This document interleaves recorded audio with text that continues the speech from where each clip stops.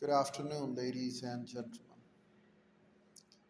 Well, after the fall of USSR in 1991, 1992, when these 15 republics broke away,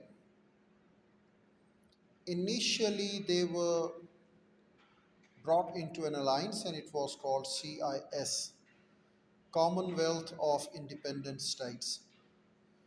So after the fall of Moscow, after the fall of Soviet Union, after the fall of USSR, well, all these republics quickly, immediately broke away, and many of the conventions were not even settled.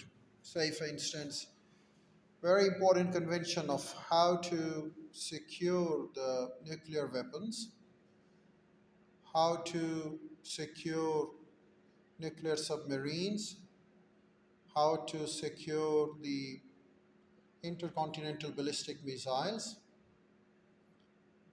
Well, technically and logically, Russia succeeded USSR,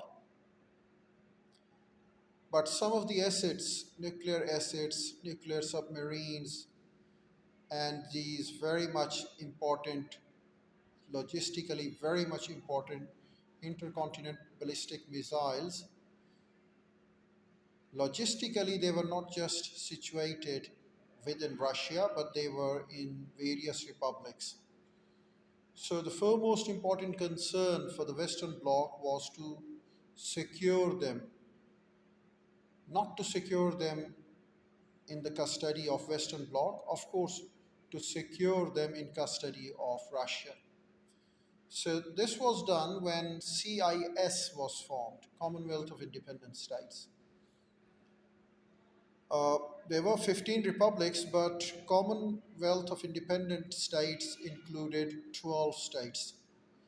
The three tiny states of Estonia, Latvia, and Lithuania were not added to it because they broke away even before 1991.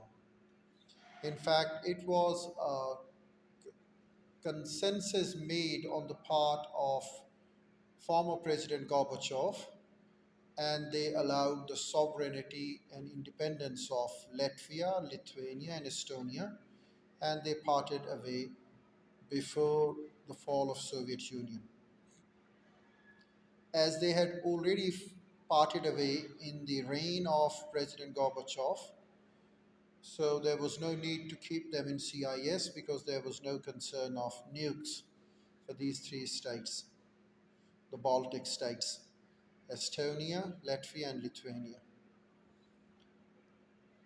The other 12 states were, of course, there, namely Uzbekistan, Azerbaijan, Tajikistan, Turkmenistan, Kazakhstan, Kyrgyzstan, Russia, Belarusia, Armenia, Moldova, Ukraine,